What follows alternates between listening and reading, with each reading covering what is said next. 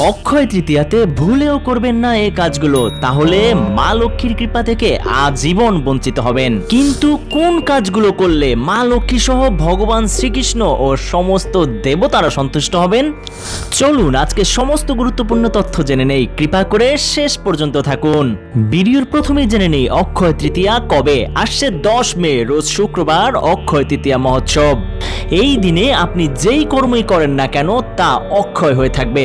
পুণ্য করলেও অক্ষয় হয়ে থাকবে এবং পাপ করলেও তা অক্ষয় হয়ে থাকবে। এই দিনে পুণ্য করলে ভগবান শ্রীকৃষ্ণ সহ মা লক্ষ্মীর অশেষ কৃপা লাভ করা যায়। তাই এই দিনে অনেক নিয়ম কানুন পালন করা উচিত। তাই প্রথমেই জানবো অক্ষয় তৃতীয়াতে ভুলেও করবেন না যে কাজগুলো। 1. অক্ষয় তৃতীয়ায় ভুলেও বাড়ির দরজা থেকে কাউকে ক্ষুধার্ত ফিরতে দিবেন না।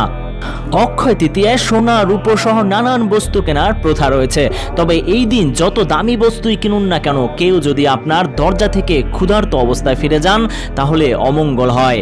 অক্ষয় তৃতীয়ায় বাড়ি থেকে কেউ ক্ষুধার্ত অবস্থায় ফিরে গেলে লক্ষ্মী রুষ্ট হন। দারিদ্র ব্যক্তির পিছু ছাড়ে না। অক্ষয় তৃতীয়াতে কারো থেকে ঋণ নেবেন না, তাহলে আপনার জীবন থেকে দুর্ভাগ্য কখনোই পিছু ছাড়বে না। এই দিনে অসহায়দের দান করবেন। 3. অক্ষয় তৃতীয়াতে ভোগ নিবেদন না করে অন্ন জল গ্রহণ করবেন না। অক্ষয় তৃতীয়াতে ভুলেও কাউকে কটু কথা বলবেন না। এই দিনে কাউকে কষ্ট দিলে সৎকর্মের পূর্ণ প্রভাব কমে আসে। এর ফলে সমৃদ্ধি অভাব অনটন পাল্টে যেতে পারে। মা লক্ষ্মী রুষ্ট হন এতেও। 5. অক্ষয় তৃতীয়ায় আমিষ খাবেন না। এই তিথিতে মাছ মাংস খাওয়া উচিত নয়, পাশাপাশি মদ্যপান করতে নেই। শাস্ত্রমতে এর ফলে নবগ্রহ দুর্বল হয় এবং ব্যক্তি পরিশ্রমের ফলাফল অর্জন করতে পারেন না। লক্ষ্মীও রুষ্ট হয়ে গৃহ ত্যাগ করে চলে যান।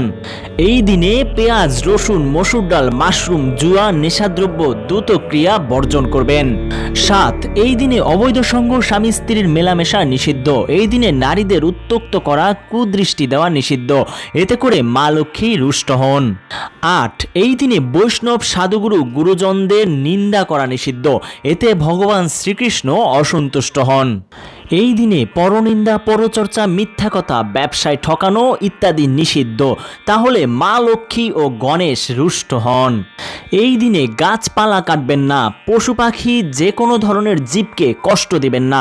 যতটা সম্ভব তাদের খাবার ও জল দান করুন। এবার জানবো অক্ষয় তৃতীয়ায় কি কি করবেন। 1. ব্রহ্ম মুহূর্তের পূর্বে বা সূর্যোদয়ের আগে ঘুম থেকে উঠে প্রাতঃ স্নান করবেন। এরপরে মঙ্গল আরতি, ভগবানের সেবা পূজা অর্চন, শৃঙ্গার আরতি করে ভোগ নিবেদন করে প্রণাম করবেন। 3. এই দিনে উপবাস করার দরকার নেই, কিন্তু আমিষ আহার করবেন না। এই দিনে প্রসাদ গ্রহণ করবেন। 4. এই দিনে ভগবানের চরণে তুলসী ও পুষ্প অর্পণ করবেন। 5. তুলসী পরিক্রমা ও তুলসী গাছে জল দান করবেন। 6. ভগবানের ললাটে ও চরণে কর্পূর মিশ্রিত চন্দন লেপন করবেন। যেহেতু অক্ষয় তৃতীয়া থেকে টানা 21 দিন চন্দন যাত্রা মহোৎসব, এই গরম আবহাওয়াতে ভগবানের ইচ্ছায় টানা 21 দিন ভগবানের সর্বাঙ্গে চন্দন লেপন করা হয়। অল্প জল, কর্পূর, অগুরু নিয়ে তাতে চন্দন মিশ্রিত করে ভগবানের সর্বাঙ্গে লেপন করলে ভগবানের অশেষ কৃপা লাভ করা যায়। এই দিনে বাবা মা, গুরুজনদের চরণ স্পর্শ করে প্রণাম করবেন। এতে করে ভগবান অত্যন্ত প্রসন্ন হন এবং আশীর্বাদ দান করেন। এই দিনে বসুন্ধরা মাতা ও সূর্যদেবকে প্রণাম করবেন। এই দিনে বেশি বেশি হরিনাম, জপ, কীর্তন শ্রবণ করবেন। চুলা ধুয়ে মুছে ভগবানের জন্য প্রসাদ রান্না করে তাকে নিবেদন করবেন। এই দিনে ভগবানকে পুষ্প, তুলসীর মালা নিবেদন করবেন। চাইলে শুষ্ক তুলসী গাছ দিয়ে প্রদীপ জ্বালিয়ে ভগবানকে দেখাতে পারেন। ভগবান নৃসিংহদেবের অষ্টোত্তর শতনাম পাঠ করবেন। ভগবান শ্রীকৃষ্ণের 108 নামও পাঠ ও শ্রবণ করতে পারেন। এই দিনে গৃহে মা লক্ষ্মীর পূজা করবেন। মা লক্ষ্মীর পাঁচালি পাঠ করবেন।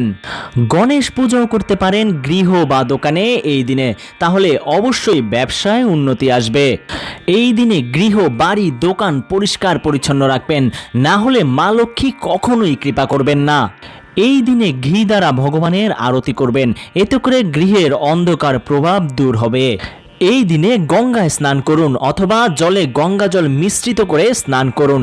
এতে করে মা গঙ্গার ও ভগবানের কৃপা লাভ হবে। এই দিনে যথাসম্ভব দান করুন। এতে মা লক্ষ্মী প্রসন্ন হন এবং আপনার সংসারে কৃপা দৃষ্টি দান করবেন। এই দিনে পশু পাখি জীবজন্তুকে খাওয়ান বা জল পান করাবেন, এতে ভগবান অত্যন্ত প্রসন্ন হন। এছাড়াও এই দিনে বৈষ্ণবদের সেবা করুন, গরিব মানুষকে অন্নভোজন করান, বস্ত্র দান করুন, হরিনাম করুন, গ্রন্থ অধ্যয়ন করুন। এই সমস্ত পুণ্য আপনার জীবনে অক্ষয় হয়ে থাকবে। তো সবাই অক্ষয় তৃতীয়া পালন করুন এবং ভগবান শ্রীকৃষ্ণের অশেষ কৃপা লাভ করুন। হরে কৃষ্ণ।